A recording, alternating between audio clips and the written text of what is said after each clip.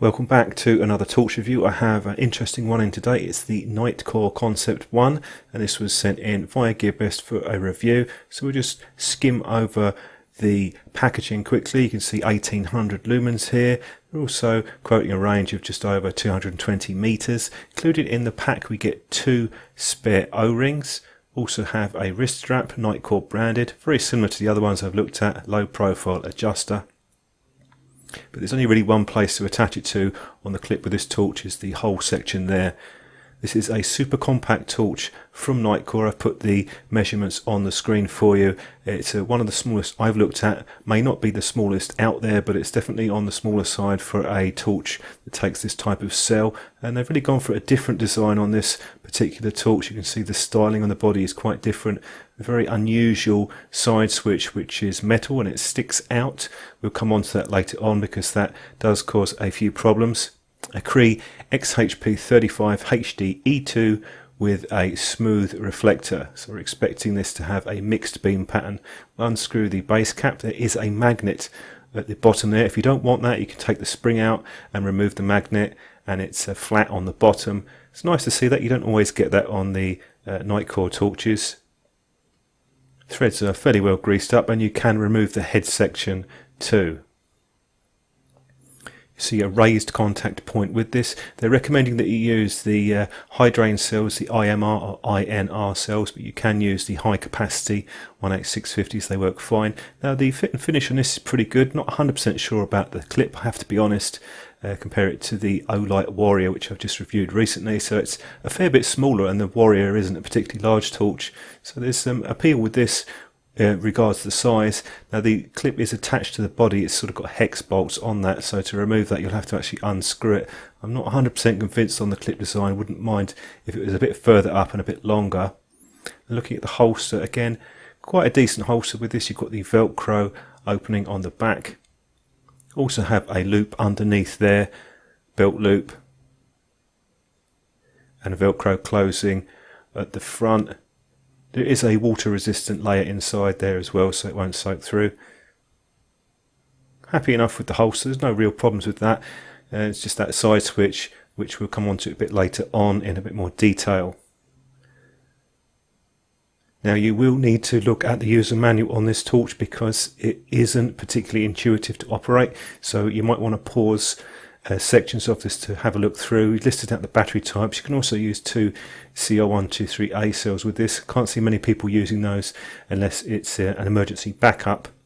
So you want to have a look through the run times here and the output. Now it's such a high output with a small torch, you're going to get a fairly steep drop down. So I've done a drop down test, and this covers the mode operation, which I will go through, and it's not particularly intuitive. So really this is a mandatory. You're going to have to read the manual on this one. I'm not exactly sure why they've made some choices that they have with the design, but the information is there for you to have a look at if you want. I'll try and cover it in as much detail as I can. This is the LG high drain cell that I have.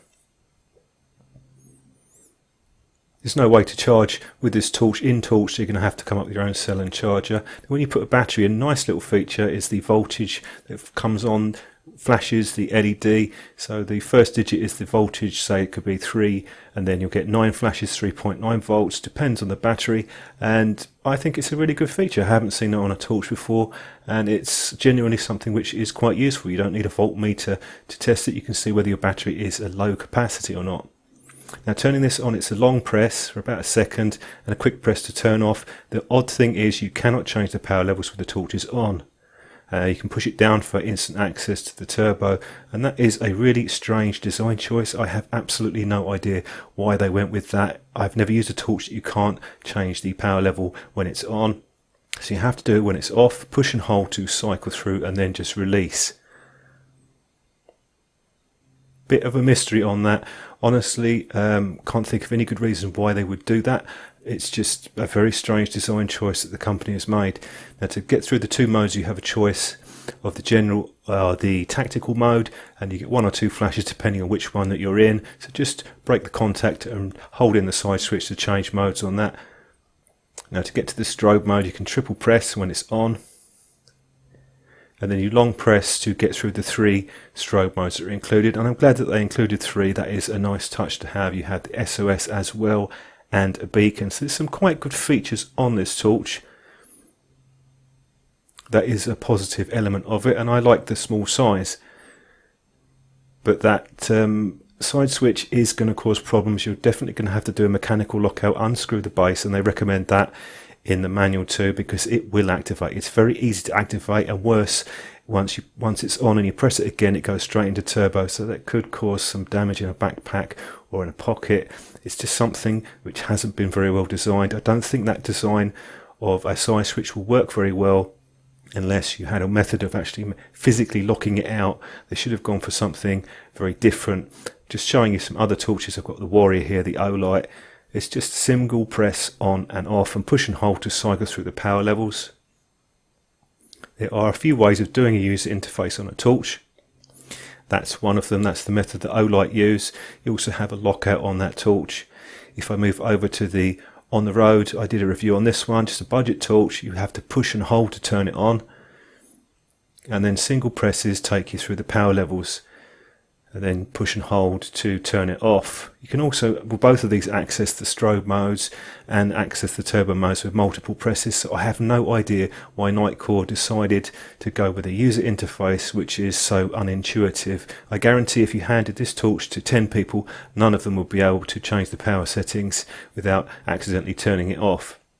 And I did hand it to a few people, and people were just puzzled and mystified by the user interface. It's just completely at odds with what a torch should be. It's a very practical device. Yes, I like lots of extra features, but honestly, you need to be able to operate this easily, and you can't really do that. I also found that the fine threads bit on the thin side for me. I would have liked something a bit thicker. As far as the magnetic base, it's pretty good. I didn't have any problems sticking it to textured surfaces. Even on non-flat cylindrical surfaces, it was fine. There's enough grip. The only time that I saw any issues, this is with the battery in, of course, is on something like a fridge, very smooth surface, so it can slip down. But generally speaking, the magnetic suction is pretty good on this. No problems at all with underwater testing. This is me just showing you the problem with the turbo. Is you can see that the paper is smoking, and that will catch fire if I leave it like this. There's nothing unusual about that with a torch. What I'm saying here is be very careful with that side switch, because it's the easiest switch I've ever seen on a torch to activate, and a long press once it's on puts it straight into turbo. What I'm going to do now is go through some of my beam shots, and then we'll come back with some thoughts at the end.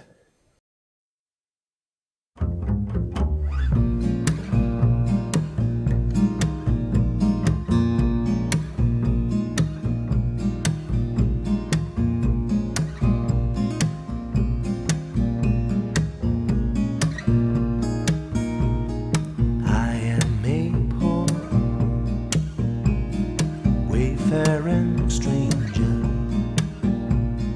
traveling through this world of war. There is no sickness, toil nor danger in that bright land to which I go. I'm going there to see my mother, and I'm going there no more to roam. I'm just going over Jordan. I'm just going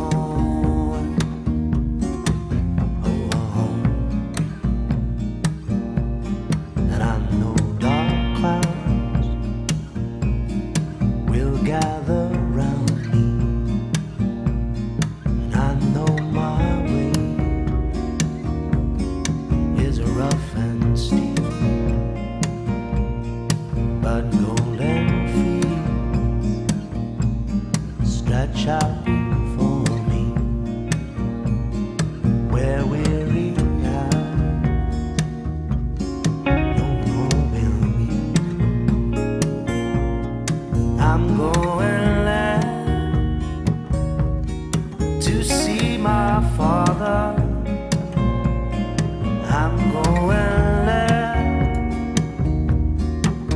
more to roam. I'm just gone over Jordan. I'm just gone over home.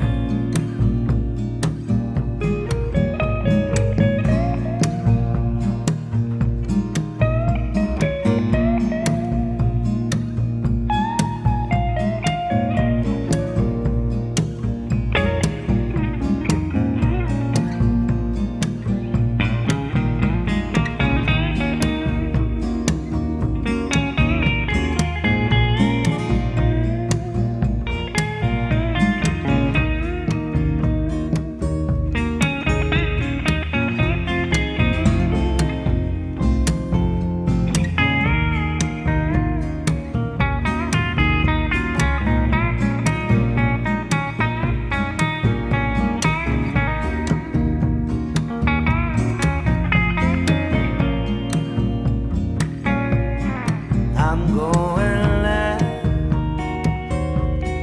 to see my brother. He said he'd meet me when I come. Now I'm just going.